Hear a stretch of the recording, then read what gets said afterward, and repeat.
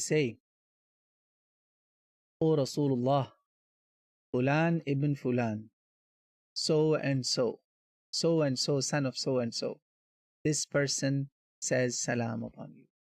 And then Prophet of Allah sallallahu alaihi wasallam says wa alayhi salam, and the salam be upon him too.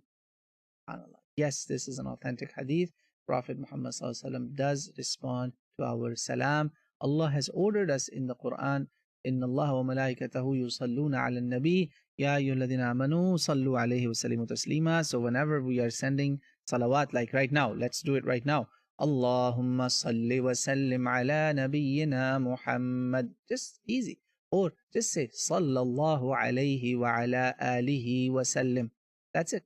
Sallallahu alayhi wa ala alihi wa sallim. Sallallahu alayhi wa sallam. That's just that also. But it's good to include al also. Yeah. So you did